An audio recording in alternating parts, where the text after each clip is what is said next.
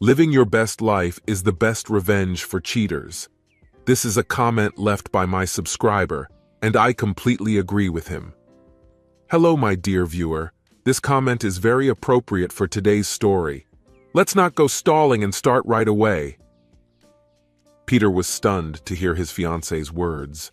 Anger surged through him as he sat and considered her words.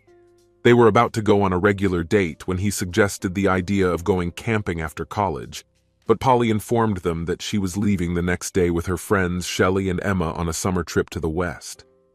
He couldn't believe it. I thought we agreed not to go on this trip. What made you change your mind? Peter asked, feeling cheated. Polly explained that they had been planning this trip since the beginning of college, saving every penny to make it happen. She even exaggerated their expenses in front of their parents in order to get more money for the trip. It was the trip of a lifetime, and she couldn't imagine missing it. Peter sat there trying to make sense of everything she had just said. He couldn't believe that going out with friends was more important to her than their relationship. Anger and frustration arose in him when he realized that their priorities were no longer the same. Polly, I know how your friends behave away from home. I know that they often look for someone to help them cover expenses that they cannot afford. Sometimes, after drinking a little, they find themselves in such compromising positions that I can't even imagine. I have nightmares about what might happen at one of your bachelorette parties. I feel bad when you go with them alone, let alone spend the whole summer with them, Peter said. They're my best friends, and I'm not going to let you talk about them like that, Polly replied. I understand that you had plans for this trip even before we started dating, but as a civilian soldier, my job requires me to undergo training and potential active service. It's different from your trips, and I won't be able to trust you if you go on this trip. I'm afraid you might cheat, and then we're finished. I can't let you go on this trip and expect everything to be the same after your return. If you go on this trip, we won't be able to continue our relationship. Polly, I should be the only man in your life. If you go on this trip and everything goes wrong, you will never be my woman again. I will not tolerate you being unfaithful and spending time with these friends of yours. I hope you understand the consequences of your decision. Let's not talk about it anymore. Let's just enjoy the rest of our evening together, although my thoughts are busy worrying about what might happen during this trip, Peter continued. Reflecting on the past year of their relationship, Pete couldn't help but recall some of her hurtful remarks, which testified to her selfishness and contempt for him. When the credits rolled on the screen and the audience began to leave the cinema, Polly stood up and took his hand, making it clear that it was time to leave. Unlike their usual habit of having a snack or a drink after the movie, Pete just walked Polly home and was about to leave when she stopped him, expressing bewilderment at his unexpected behavior. Pete, what's the matter with you?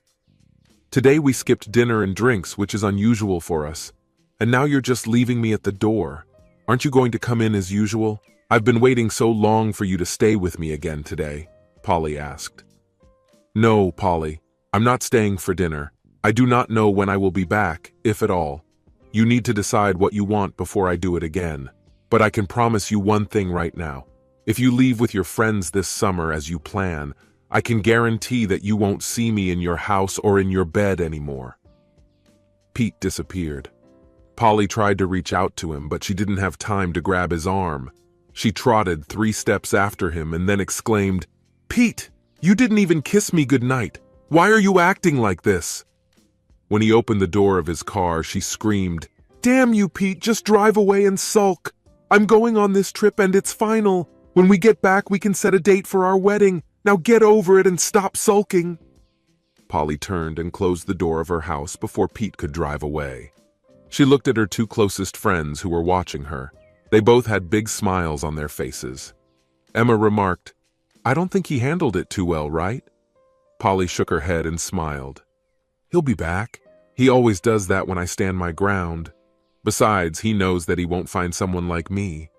She giggled and added, although if I ever catch him cheating, he won't last long. Shelley joined in the laughter, teasing, And how is it fair of you to have that attitude, witch? Polly giggled and replied, "Come on, you know I don't share my man with anyone." Emma teased, "Nonsense, you shared Jared with me on Wednesday night." Polly quickly defended himself, saying, "Well, it was only once. Peter is my man, and I won't share him with anyone else." She made it clear that she was not interested in marrying other men in her life, but simply enjoyed their company.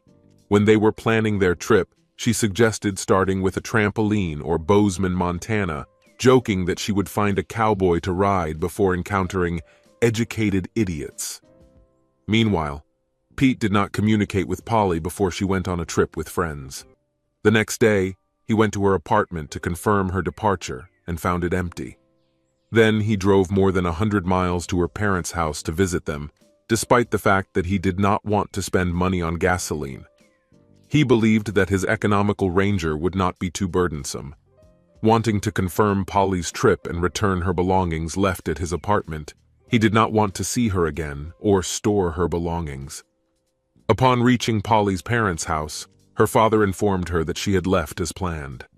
Pete realized that Mr. Parker shared his feelings for Polly. They quickly moved her things into the house, and Pete said goodbye to her father, after which he drove back to his apartment. Pete was 2 years older than Polly. He had just graduated with an associate degree in construction management and was planning to open his own construction company after receiving a bachelor's degree in project management. Thanks to part-time jobs, GI Bill, and backup payments, Pete managed to stay debt-free in college. Living in a dilapidated apartment, he was determined to forge his own path. Pete found himself in a difficult situation. He had no close relatives to rely on, and no savings to finance college tuition. The death of his parents led to the bankruptcy of his father's construction company, as a result of which Pete received virtually no inheritance, except for a small plot of 80 acres in the countryside, inherited from his father. This plot had passed to him from his grandparents, but there was no housing on it, and there was only an old building with outdated equipment. When Pete came to the farm, he preferred to set up tents in the engine shed or by the calm stream in the nearest cave. After returning from Polly's parents' house, Pete decided to terminate the lease of his small apartment and moved all his belongings to the farm, where he began to live. At first, he indulged in recreational activities such as fishing, swimming, and drinking, feeling sorry for himself, but this phase of self-pity lasted only about a week, after which he got rid of it. As a senior sergeant in the reserve, Pete realized how important it was to keep fit in order to perform his duties effectively. Bored after 3 weeks of idleness, he went to the engine shed and inspected the equipment. Confident that the old tractor could still work, he decided to plow part of the land to plant a late crop of soybeans. Pete saw this as an opportunity to occupy himself and possibly earn additional income. When he started working in the field, a curious neighbor dropped by Pete's place to watch him work.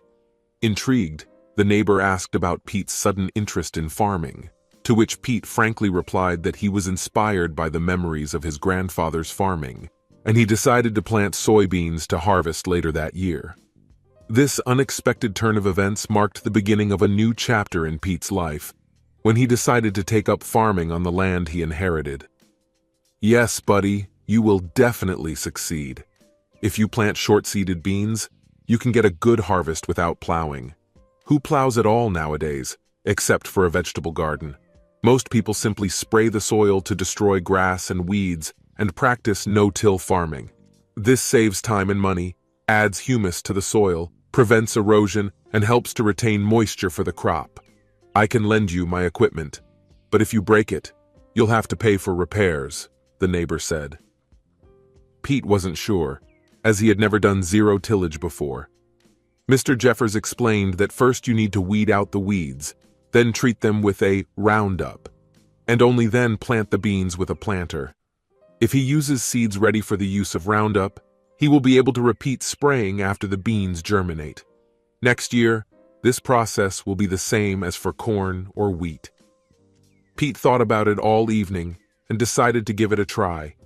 He had an old sprayer that he believed could be put back into working order. His brush cutter was still in good working order, as he used it occasionally in warm weather. Early the next morning, Pete started mowing the field. It took him 4 days to finish the job with his small equipment, but he persevered. After he completed the task, he connected a disc to level the plot, plowed the field, and then went to a neighbor to ask him to borrow a no-till planter. Pete has already bought seeds for his sowing. When Pete arrived at Mr. Jeffers, he found him working in his machine shed on a tall, heavy cedar. Pete smiled pleasantly and held out his hand for a handshake. He expressed interest in borrowing a cedar to plant his beans, wanting to compare the cost and efficiency of using a cedar compared to traditional methods. Mr. Jeffers, or rather Dan, as he preferred to call himself, assured Pete that no-till farming was indeed simpler and more economically profitable. "We're neighbors and hopefully friends, so there's no need to address me as Mr. Jeffers," Dan said. "I heard that you are also a sergeant in the reserve. Do you want me to call you Sergeant?"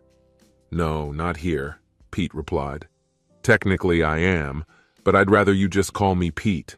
I like it better that way, buddy. Now let's bring this drill to you and get started. I'll help you connect the tractor to the cedar and show you how to use it. I'll stay by your side to make sure you understand everything," Dan said. Despite the late start, it took Pete only 2 days to finish planting the beans. His next task was to find funds for fertilizers and scatter them across the field. Before that, he took soil samples from different parts of the field and submitted them to the district agent for analysis to determine the correct mixture of fertilizers and lime. Fortunately, he only needed a small amount of fertilizer, and lime was not needed. He bought fertilizers from a local cooperative and used their spreader to bring them into the field. After almost 2 weeks of hard work under the hot sun, Pete was finally able to relax in front of his hut. He was happy with his work and was looking forward to the autumn harvest. Sitting and listening to the sounds of the surrounding nature, the murmur of a stream on a hill, the lowing of cattle in the distance, and the hum of machinery in a nearby field, Pete thought about Polly. He wondered what Polly was doing, and wondered if she was doing the same kind of pranks as he suspected. This thought caused him deep pain, because he knew that he would never know the truth unless someone blabbed. After her return, uncertainty about their relationship remained in his mind. Although he was inclined to think that it was over, there was a small glimmer of hope that they could still save something. Trust was his main problem, especially after he witnessed her wild behavior with friends during their night walks. Several times Pete suspected that Polly might have let a man take her home if he hadn't been there. He thought she spent too much time dancing and flirting with men. Some of Pete's short business trips have caused tension between him and Polly. There were times when Pete went on a business trip and heard stories that Polly was seen with other men, and it looked like she was on a date. His sources said that she was too friendly. During one of Pete's business trips, a friend sent him a letter with a detailed description of Polly's adventures and a not very successful photo. Another friend told Pete that he saw Polly chatting with several men while he was in Afghanistan. Pete told Polly about these rumors, and although she denied all her wrongdoing, a small grain of doubt arose in his soul. He understood that the friends who shared this information harbored ill feelings towards Polly, and perhaps exaggerated the truth. Nevertheless, Pete couldn't shake the feeling that where there was smoke, there was fire. Pete was pretty sure that Polly had been flirting while he was away, but he decided that flirting was common when people went to a party. After drinking a pack of his favorite beer, Pete came to the conclusion that he was no longer trusted in his relationship with Polly. He wasn't even sure if he still loved her. He believed that if he really loved her, the pain of her alleged betrayal and the trip would be greater. Pete doubted he loved Polly enough to marry her, even if she hadn't gone on a trip. He was convinced that she didn't love him. He was sure that Polly did not respect him, judging by her actions and harsh remarks. Pete made a decision to move on. He wasn't going to look for Polly when she returned. He wasn't going to visit their old places again, so there was little chance of accidentally meeting her. He had only taken her to the farm with him once, and believed that she would not be able to find him there even if she tried.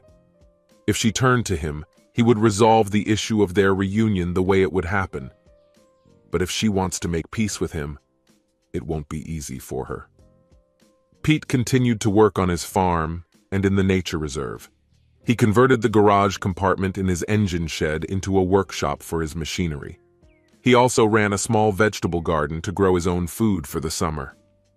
He was currently sleeping in a cave to keep warm, but he knew he needed to find a solution for the winter months. If he goes back to college, he'll have to rent an apartment. If not, then he will need to figure out where to live in the cold season. One day, Pete started thinking about studying again. He was tired of his studies and preferred life on his small farm, where he enjoyed conducting short excursions to nature reserves. In the fall, he decided to drop out of college, realizing that he did not want to search for housing in the city and get a job there. Instead, he needed to figure out how to make his farm suitable for winter living. He was thinking of setting up something in the engine shed, but he didn't like this place. He liked to sleep in his cozy little cave, located high above the stream to avoid flooding, and from where he had a stunning view. To prepare for winter, he decided to use old concrete blocks and stones to build a wall in front of the cave. Fortunately, there was already electricity in the cave, which was brought from the engine shed when he inherited the farm from his grandparents. The opening of the cave was about 30 by 15 or 20 feet, and the height of the front part was about 10 feet. He collected enough stones and blocks to easily fence off the space. Although the floor was not perfectly level, he was able to level it with concrete in strategically important places. Having thought out the plan, Pete went to the city early in the morning to make the necessary purchases. He ordered sand and gravel for concrete and mortar, bought cement and some building materials, and ordered a steel door and 2 PVC windows with triple glazing for the facade. In addition, he ordered lumber and a metal roof to make a covered porch for his cave house, although according to him, it looked more like a large overhanging cliff. Planning to enclose the back of the house with a 6-foot-high wall, Pete intended to install another steel door to access this area, which he planned to use for storage if necessary. The next day, the Home Depot company delivered the building materials, and Pete wasted no time getting to work. After drilling holes in the rock and installing rebar, he poured concrete to level the area for the stone wall and floor of the cave. While he was waiting for the concrete to harden, he measured and filled in the wall for the porch. Fortunately, the cliff in front of the cave required a wall only 30 inches high at its highest point. When the concrete was dry enough to remove the molds, Pete brought river gravel to fill the space under the porch floor. He then proceeded to mix and pour concrete for a 30 by 12-foot porch in front of his small cave house. It took him a week to do all this work, but having a front loader on his 45-horsepower tractor helped speed up the process. When Pete started working on the concrete floor of the porch, his neighbor across a small stream began mowing a hayfield. Pete was amazed at how fast the hay was mowing and realized that he had never seen a man on a tractor before. He wondered if it was an operator or an employee. Later that day, after the field was mowed, the tractor stopped in front of Pete. The driver, who turned out to be a very beautiful woman, went to the stream, taking off her shirt, shoes, and trousers along the way. Pete watched in amazement as the woman plunged into a small, deep hole in the stream, which was not large enough to swim in. Completely soaked, she lay down on her back and swam in the cool water. Pete was fascinated by her actions, but eventually shook his head and went back to his work. For the next half hour, Pete diligently mixed concrete in his compact electric mixer and poured it onto the new porch floor. According to his calculations, he needed to do 3 or 4 more kneading to finish the job, when suddenly he heard movement and a voice greeted him. "Hello, I'm Fiona Morgan." Intrigued, Pete paused his work to greet the girl. "Nice to meet you. I'm Pete Johnson," he replied. "I decided to convert the front of this cave into my house. I'm flooding the porch now. I need to keep going until all the concrete is filled in," Pete explained. not wanting the mixture to dry out. Fiona, remembering her childhood adventures in the cave, asked if she could look around.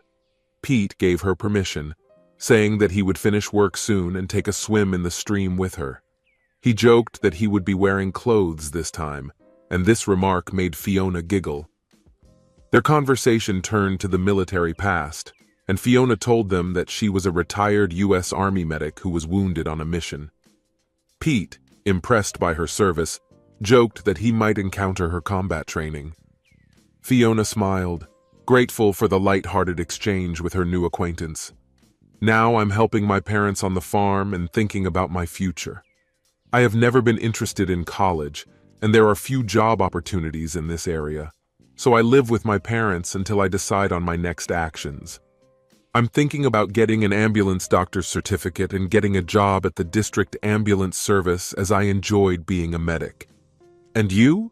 Fiona asked. I am a senior sergeant in the reserve and have already been on business trips twice. I plan to continue serving in the reserve as my career, Pete replied. I got my AA degree in junior college, but I have no desire to continue my education. I inherited this 80-acre farm from my grandfather, and my parents' property went to pay their bills after they died in a car accident. I am content with what I have and plan to lead a simple life on the farm, making short trips to nature reserves and eventually retire, Pete continued. Do you have plans to get married? Fiona asked. Pete grinned and said that he had a relationship, but it didn't work out because she preferred to spend time with her friends. He is not actively looking for a partner right now, but he is not against it in the future. After a short conversation, Fiona had to go home to help with the housework. Before leaving, she casually remarked, I'll see you later, Sergeant. I hope you won't mind if I come by your place from time to rest in the stream? Pete assured her, No, not at all. This is your stream too. Your family's property is adjacent to it on the south side, so feel free to swim here at any time. Smiling mischievously, Pete added, And I have to say, I really like the look of you washing off the dust. Fiona laughed and replied, Well, maybe I'll start announcing my arrival. She looked him up and down and remarked, I used to swim naked, but that was a long time ago until I realized that all you men are just waiting to feast on us, poor, defenseless, naked women. But one day I may surprise you. I would have loved that sight. Grinning, she added, See you later, Pete. 2 days later, Fiona returned to shovel hay into the rolls for laying. After finishing this dusty activity, she drove to the stream, stripped down to her swimsuit, and relaxed by the water. By this time, Pete had finished building a short wall at the back of the cave and moved on to the front. He kept his eyes on Fiona as she worked. After cleaning the tools and preparing the solution, he went to the stream where Fiona was swimming. Taking off his shoes, he went into the water. He greeted Fiona and asked if he could join her. They chatted for a while before Pete had to go back to work. Before leaving, he invited Fiona to have a beer, thus setting the course of action for the rest of the week. Every day after finishing her work in the field, Fiona met Pete at the swimming pool to chat. Then she would join him for a drink and admire the progress he had made in building his cave house. Pete's living space quickly took shape. A 2-level floor appeared inside the cave room. He successfully equipped the bathroom by running water from an old well into it, although he faced problems with breaking down enough rock to lay water pipes and sewers. Proud of his achievements, he built a room measuring 24 by 15 feet under a natural rock and put his bed in the far corner. He also built a small kitchen on one side and a recreation area on the other, and placed the bathroom behind the kitchen. By adding a small wood-burning stove for heating in winter, Pete was satisfied with his home. He spent only about $3,700 on building materials for his room.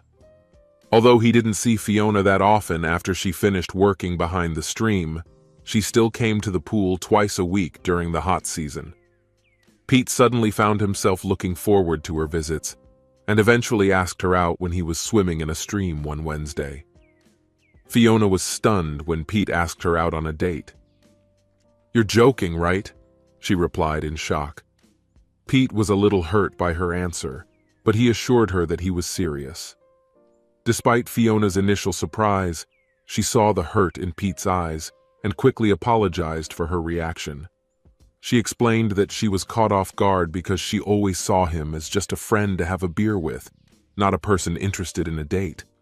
Fiona spoke about her self-doubt, mentioning the physical scars from her injury and the fact that it is difficult for her to walk and dance. Despite her doubts, she expressed interest in dating Pete.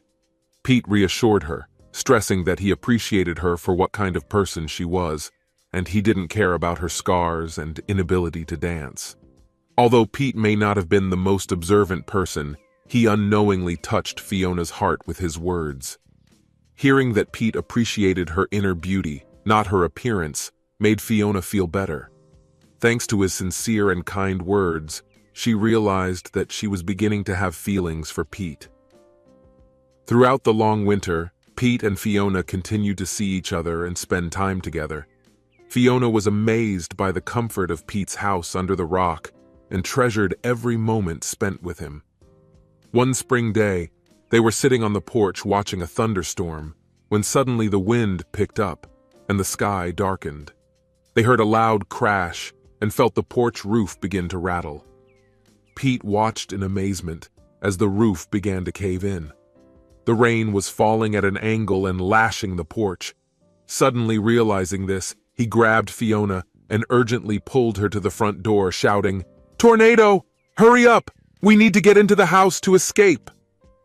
Once inside his modest home, Pete did not hesitate. He led Fiona to the back of the house, to a small storeroom where his root vegetables and bulk products were stored. Closing the door behind them, they sat down on the floor when the roar of the storm outside became barely audible. After there was a loud crash of broken glass, an eerie silence reigned on Pete's small farm. Pete waited for about 10 minutes, then opened the door and let Fiona follow him outside.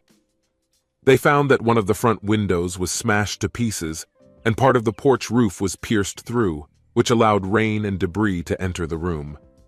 Despite the dampness, Pete's bed was not too damp. The roof of the porch was blown off by the wind, and Pete was left looking at his engine shed, which was now gone. After examining the damage, they found that part of the roof had fallen on Pete's cars, and many trees around the house had been toppled or uprooted. Fiona comforted Pete by expressing her sympathy, and they went to assess the extent of the destruction. As they approached the barn, they noticed their trucks, both with signs of damage from the wreckage. Fiona's truck has a cracked windshield, making it legally unfit to drive. Although the cars seemed to be in good working order, Pete's equipment was severely damaged as a result of the collapse of the barn and shattered into pieces. Several small parts were scattered around the yard, and Pete had to clear the debris before determining if any equipment had become unusable. In addition, many trees had to be cut down and the damage caused by the hurricane had to be repaired. Despite the chaos, it was obvious that the tornado was not too powerful. Pete's engine shed was not only demolished, but also partially collapsed on the machinery stored in it. Fiona and Pete climbed a steep cliff overlooking their cave house and saw the destruction caused by the hurricane. Fiona panicked and urgently expressed concern about her parents' farm, saying they needed to check on their parents. She hurried to her truck, and Pete followed her. When Pete caught up with Fiona, he did not let her get behind the wheel due to the fact that the view from her front window was blocked. He suggested they collect a chainsaw, tools, and a first aid kit before using his truck. In the broken shed, they found everything they needed, including fuel, oil, ropes, chains, a hook, and steel rods for spinning. They left as quickly and safely as possible, heading for Fiona's house. Twice they had to stop to remove fallen trees from the road. Because of this delay, it took them almost 45 minutes to cover the 2-mile distance to her house. Although it might have been faster to drive through the fields, but then you would have had to break through the fence. Arriving at Fiona's house, they were horrified to see that the house and outbuildings, such as Pete's engine shed, had been destroyed rather than demolished. Fiona frantically searched for her parents, and Pete was by her side. Eventually, they heard a faint scream from the rubble of the house. Pete brought his truck as close as possible, and they began to clear the rubble in the place where the sound came from. Fiona worked tirelessly on the rubble of the house, one corner of which was obscured by a large tree. After removing the tree, they found a broken basement door partially covering the steps leading to the basement. Screams came from the basement. Clearing the door, Fiona rushed down the stairs calling for her parents. Pete followed her with a flashlight in his hand. When he came downstairs, he saw Fiona hugging her father and mother. Pete walked over to Fiona and wrapped her in a comforting hug. When the initial relief that nothing was threatening each other subsided, Fiona's father, Seth, appeared from the basement. Climbing the stairs, he stared in disbelief at the destruction on his farm. Fiona and her mother stood next to him, wrapping their arms around his waist for support. Pete joined them and stood in silence for a while, and then joined Fiona, and they walked around, inspecting the damage caused by the hurricane. When the rain started to increase again, Pete suggested that everyone return to his place for the night. He noted that this is not the most luxurious and comfortable house, but at least it will be dry and warm. He assured them that in the morning they would be able to decide on their further actions and begin recovery. The next morning, Fiona and her mother cooked breakfast on Pete's small wood-burning stove, discussing their plans for recovery from the disaster. Pete insisted that they stay with him until they could get back on their feet. After breakfast, they split up. Seth, Bridget, and Fiona returned to their house in Fiona's truck, and Pete went into town to buy materials for repairs. He also informed his insurance agent about the damage. They assured Pete that the appraiser would arrive within the next day or two. He was advised not to start any restoration work before the appraiser's visit, but was allowed to replace the window to protect the house from further damage. Pete also mentioned the damage at the Morgan house, which was insured through the same agent. The agent promised that the appraiser would come to them the same day. After returning home with a new window, Pete spent the morning installing it, and then began working in the engine shed until he could pick up his tractor.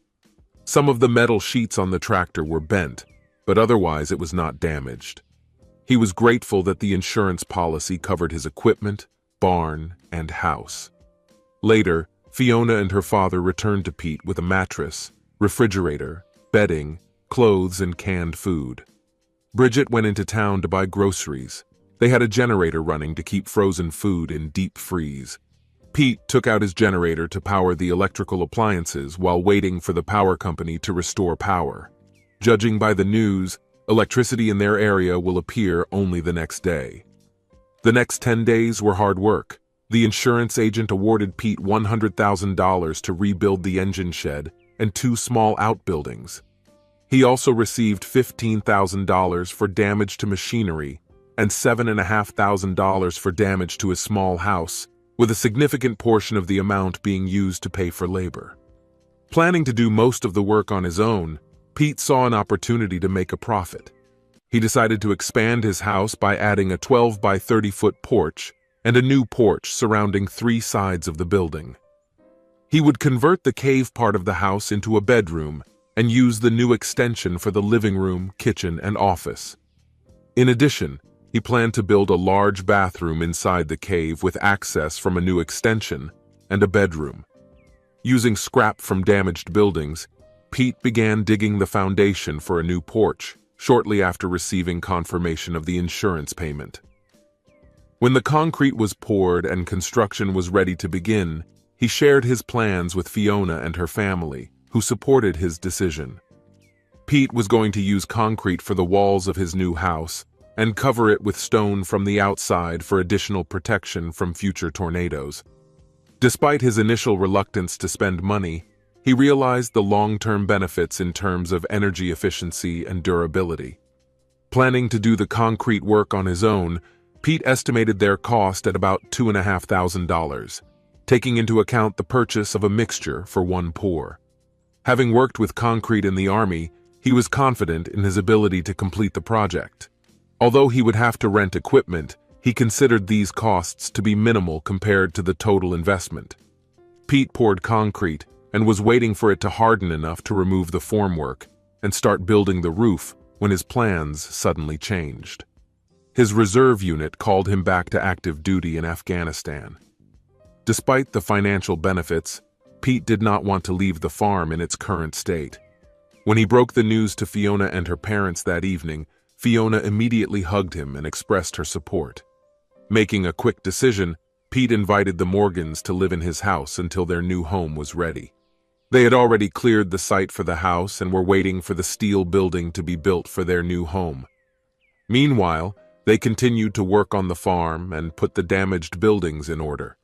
The night before she left, Fiona surprised Pete by getting into bed with him in the middle of the night. He woke up to her presence and was grateful to her for comforting him in a difficult moment. She kissed him passionately and immediately pulled him to her. He gently pushed her away and whispered, "Fiona, we can't do this right now. Your parents are sleeping very close. They will hear us." This was not the first time Pete and Fiona had been intimate, and he knew that her parents were aware of their relationship. But the thought of them being so close made Pete uneasy. But Fiona was determined. Ignoring his protests, she kissed him fiercely and declared, "I don't care. They know we're together, and I want to spend one more night with you before you leave." Without hesitation, Fiona straddled Pete, and they tried not to make any noise. After a passionate meeting, they fell asleep, and woke up only when Bridget was preparing breakfast. She greeted Pete with a knowing smile as he staggered over to the table to drink coffee. Pete couldn't meet her gaze this morning. Bridget, feeling sorry for Pete, spoke up. "I've always wondered why you two haven't slept together before. I know how you both feel about each other, Pete. Seth and I don't mind. Fiona is an adult, and if she wants to spend the night with her man, whom we all value highly, then we have no right to object." And then the day came when Pete had to report to his unit again. When he left for work, Fiona and the Morgans watched him go. Fiona will take care of his truck while he serves, and she and her father will take care of his small farm. Pete added Fiona's name to his checking account so she could pay his bills while he was away. The first few days at the backup center were filled with paperwork and loading equipment. The unit underwent medical and dental examinations, updated personal files, was instructed and qualified in the possession of weapons. Taking advantage of the updated legislation, Pete made a will, leaving all his property to Fiona without her knowledge. To Pete's surprise, on the day of departure, Fiona and her parents came to escort him to the bus. The mobilization point covered many aspects of the preparation for departure. When Pete was preparing to leave, he knew that his belongings were safe in Fiona's hands.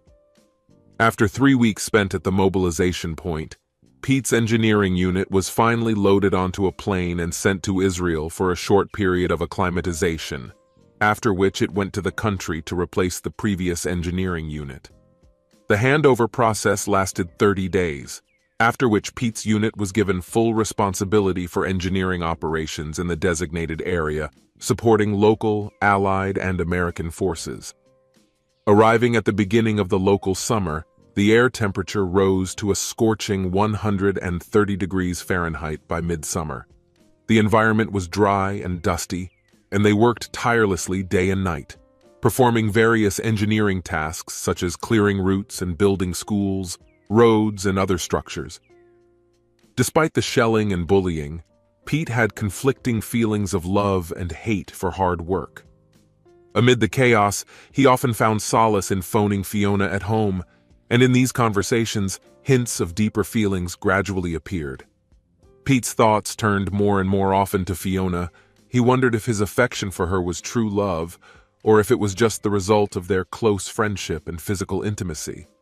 He felt a closer connection with her than with his previous companion, Polly. They had almost finished their service when the tragedy happened. While working on a road in the mountains, their unit was ambushed by terrorists. After a grueling 30-minute battle, Pete's platoon sergeant was wounded, and Pete became the next commander. Despite the sudden responsibility, Pete quickly adapted to this role, ensuring the safety of his comrades. Leading a thinned sapper platoon, Pete noticed the weakening of enemy fire in a certain area and decided to launch a counterattack. With 13 soldiers on his side, they successfully pushed back the terrorists. The enemy forces were defeated in a matter of minutes, and Pete became a hero. When reinforcements arrived, Pete's leadership qualities were recognized, and he was promoted to platoon sergeant. For bravery and competence in combat, he was awarded a medal for his actions during the attack. Pete returned home a decorated soldier who was respected for his exceptional leadership abilities. After a long service, the day that all the reservists had been waiting for finally arrived.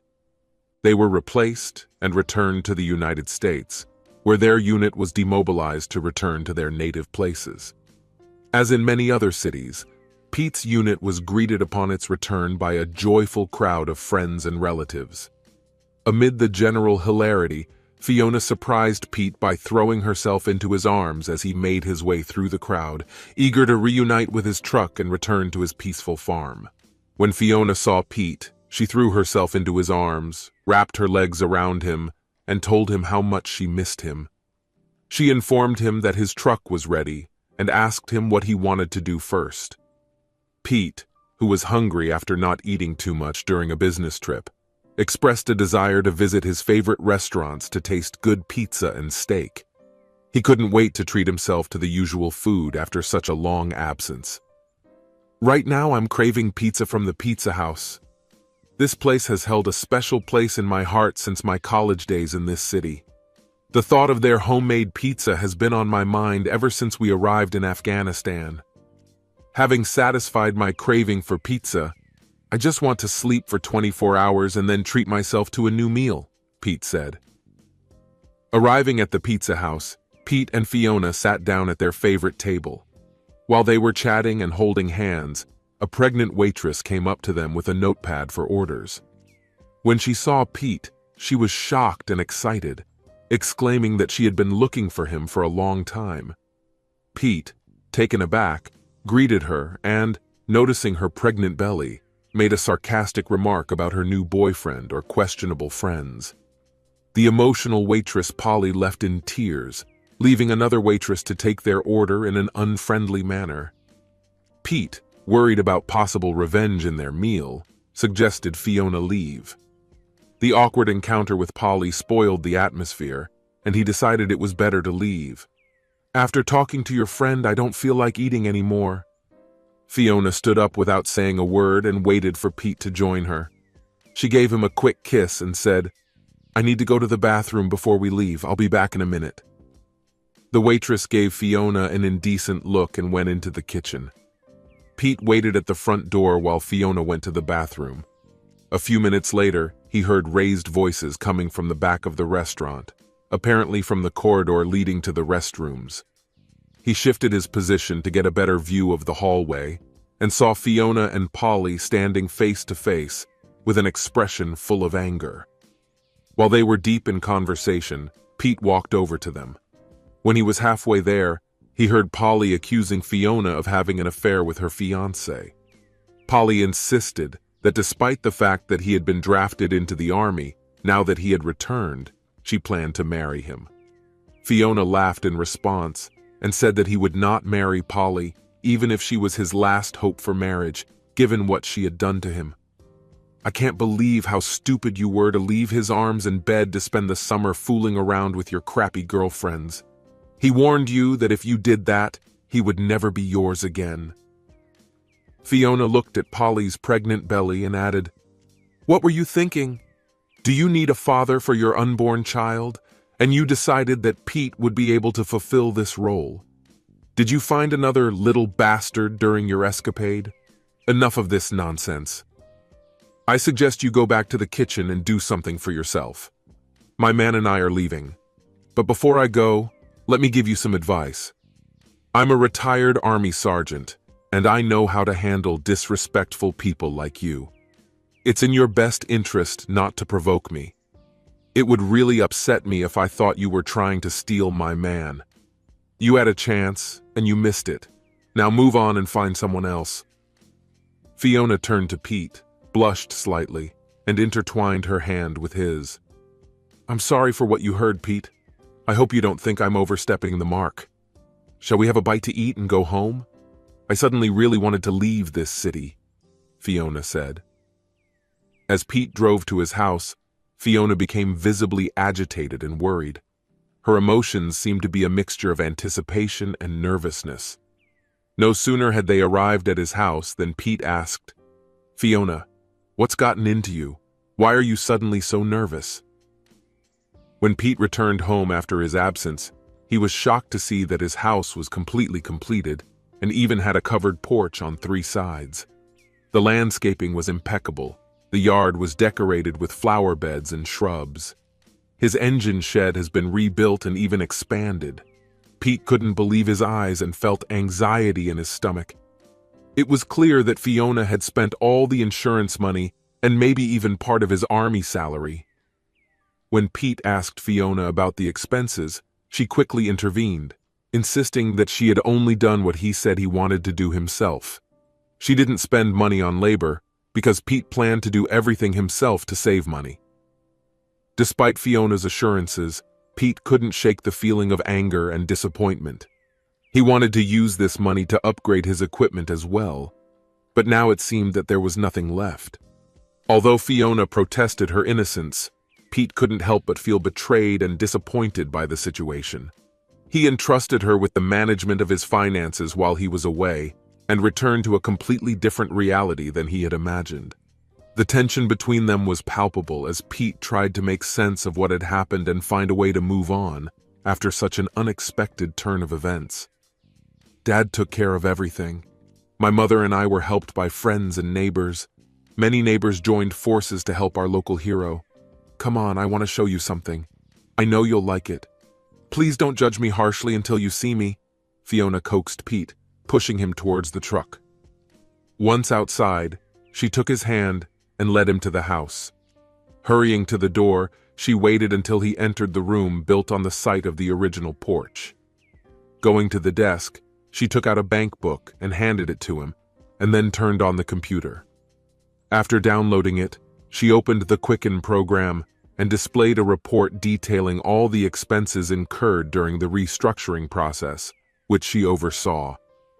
Pete was amazed at the balance in the accounts, since Fiona had spent only half of what he estimated the project would have cost if he had handled it himself. Sitting down on a chair, he flipped through various accounts and reports, and then turned to Fiona with disbelief. "How did you manage to do this? You've spent only a small fraction of what I expected from the materials." Fiona just smiled and explained that she had arranged with suppliers who offered materials at a discount, or even for free as a sign of appreciation for Pete's service. They informed the suppliers that Pete was serving in Afghanistan, and they were repairing his farm buildings that had been damaged by a tornado before he was shipped. In gratitude for Pete's service, suppliers offered them great deals, and sometimes even gave them additional items for restoration. "Come on, darling. I want you to see the engine shed and the car repair shop that we built for you. And then we can go to my parents for dinner," Fiona said, leading Pete across the yard to the engine shed. Everything was exactly as he described, and in some cases, even better. Fiona and her team did their best by installing compressed air lines in strategically important areas of the barn and making a hole in the floor so that Pete could work under the machines if necessary, and when they were not in use, they could be covered for safety. After showing Pete the new engine shed, Fiona took him outside to show him what progress they had made. She showed him how they removed the tornado-felled trees and then led him to a new barn behind the house where all the firewood was safely stored. Pete was stunned by all these changes, but his shock only intensified when Fiona led him back into the house and showed him the bedroom in the old cave. Carefully closing the door, she turned to Pete and hugged him, then kissed him on the lips. What started as a gentle kiss soon turned into something more passionate. As their embrace grew stronger, the clothes were thrown off, and they found themselves on Pete's bed, lost in a whirlwind of desire. After exchanging one last kiss, Pete lay down on the bed, pulling Fiona to his cooling body. She rested her head on his shoulder and, pulling him to her, intertwined her injured leg with his thigh. Looking into his eyes, Fiona whispered how much she missed him, confessed her love and expressed her fears while he was not around. Pete returned the kiss and whispered his own declaration of love for her, admitting that his feelings for Polly pale in comparison to what he feels for Fiona. "I never really understood what love was until I met you. When you finished clearing the field and hauling hay, I realized that I loved you more than I ever loved Polly. Just being in your presence, whether we're sitting quietly, laughing, or working together, brings me happiness. Everything I do with you is better than everything I do alone or with others," Pete said lovingly. After getting some sleep, Pete got out of bed and quietly left the bedroom so as not to wake Fiona. He went to the refrigerator and picked up his favorite beer. Sitting on the porch in his new armchair, Pete enjoyed the view of Morgan's hayfield while sipping a beer. He listened to the familiar sounds of the house, the lowing of cattle, the barking of dogs, the crowing of roosters, and the work of a neighbor on a tractor. The peaceful atmosphere was complemented by the murmur of a spring flowing down the hill next to his cave house. Pete didn't even notice how he was naked, because he was used to being at home. When Fiona came out onto his porch, also naked, he couldn't help but admire her beauty. With tears in her eyes and a gentle, beaming face, Fiona stood next to him. Pete couldn't help but express his love for her, admiring her beauty and the way she breathes. Fiona was overcome with emotion and held back tears. Tears welled up in her eyes and she shook her head. "No, I'm not beautiful. I'm covered in scars, but thank you for saying that." Pete grabbed her by the shoulders and pulled her to him. "Yes, Fiona, you are beautiful. You are a strong, resilient woman, and you are perfect for who you are. I'm tired of listening to you talk about your scars. They only accentuate your beauty, demonstrating your inner strength and dedication to those you care about." He assured her, "I love you even more because of them. Why don't you sit with me for a while? Let's enjoy some peace and quiet before we go to your parents." As they made their way to Fiona's parents' farm, Pete was struck by the devastation left by the tornado. The trees were mangled and broken, and some still lie in tangled heaps. To see such a destruction of nature was heartbreaking. Despite his sadness, Pete understood that this was part of the cycle of nature, but it still hurt him. Arriving at Fiona's parents' house, Pete was amazed at the progress in recovery. The sheds and the house were restored, and the remaining trees showed signs of new growth. But the new metal house seemed unusual to Pete. It did not have the charm of an old two-story house that had been destroyed. Seth and Bridget greeted Pete warmly, with Bridget hugging him, while Seth stood aside and grinned. Back at home, Seth greeted Pete with a handshake and greeted him as a sergeant. He joked that now that Pete had returned home safely, the women in his life felt relieved. The friends had a delicious dinner together and sat in the yard chatting until night fell. By 9 o'clock in the evening, Pete was exhausted and ready to go home to get some rest. He thanked his friends for the warm welcome and excellent food. When Pete was about to leave, Bridget hugged him and promised that he would be back soon.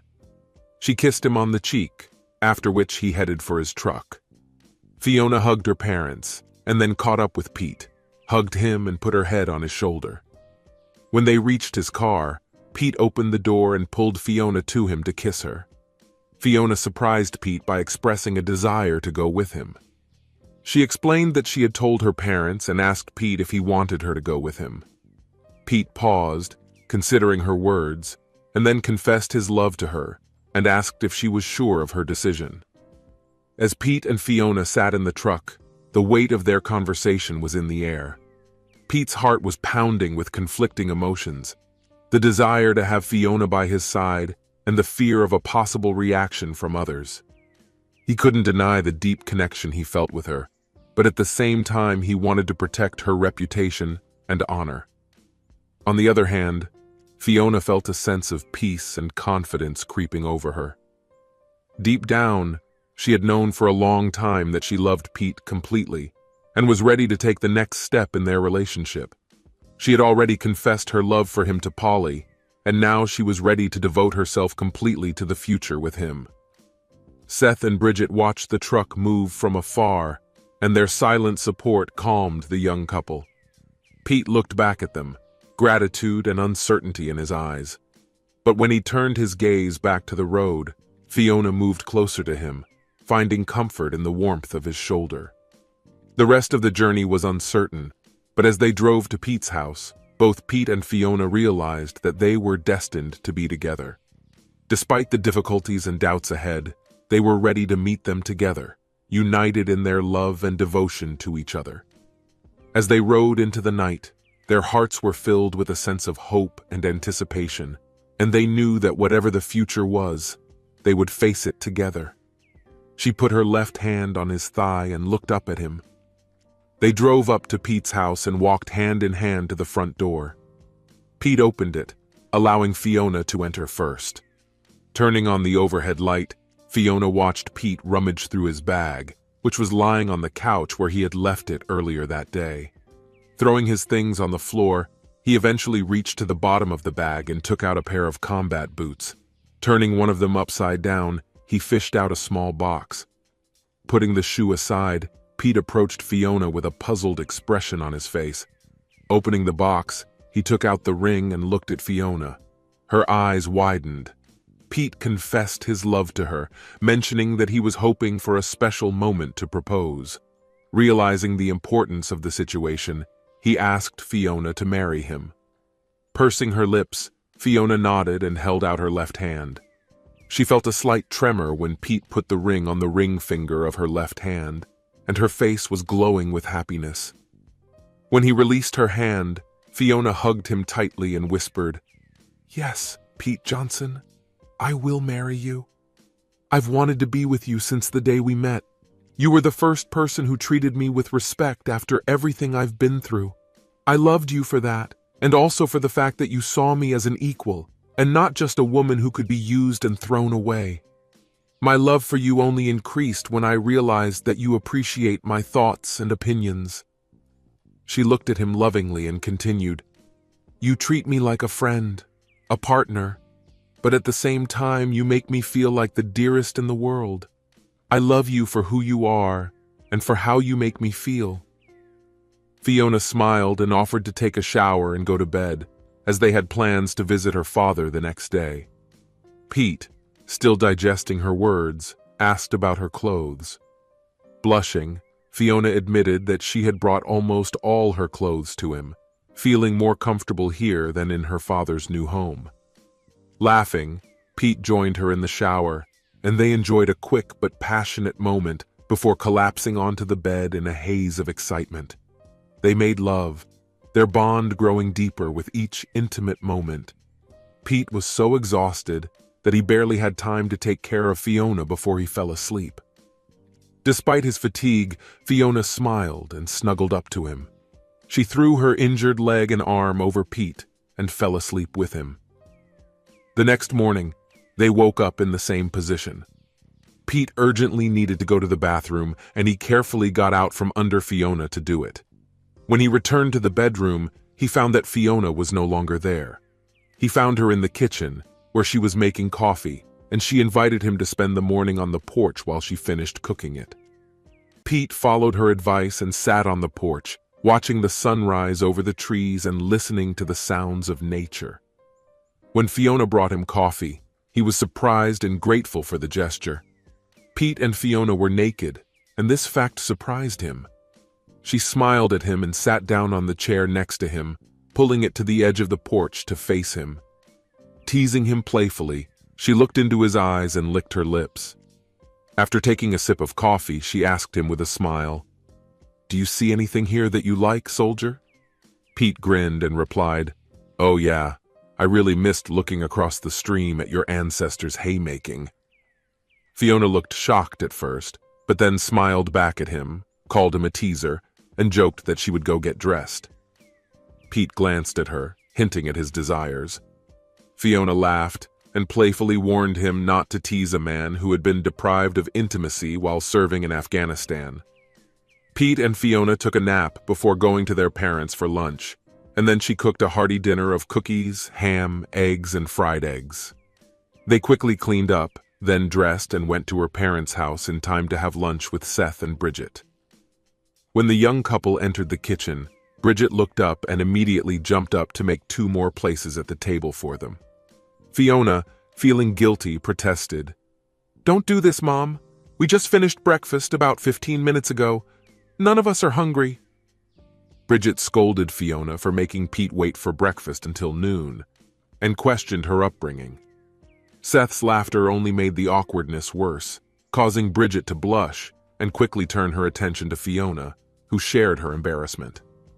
Bridget was shocked and blushed with embarrassment, and Fiona, no less embarrassed, quickly began to eat her lunch. Meanwhile, Fiona made iced tea for Pete and for herself, and then kissed him gently. She then proudly showed off the engagement ring to her mother, who reacted with delight. After lunch, Fiona helped her mother wash the dishes while Seth and Pete walked in the yard. Later, Pete and Fiona moved some of their belongings to his house, continuing to work on his farm and help on the farm of Fiona's parents. Over time, they became owners of both farms and started a family. They eventually exchanged houses with Fiona's parents, and Seth and Bridget lived in Pete's old cave house until they passed away. After serving for 40 years as a sergeant major in the USR, Pete retired. Their youngest son, along with Fiona, continued to run the combined firms. Pete and Fiona decided to return to their cave house, allowing their son and his family to occupy the larger main house. Throughout his life, Pete has fulfilled 3 important promises. He swore to Polly that if she cheated, he would no longer share her bed. He also vowed to love, honor, and cherish Fiona until death do them part, and he kept that promise.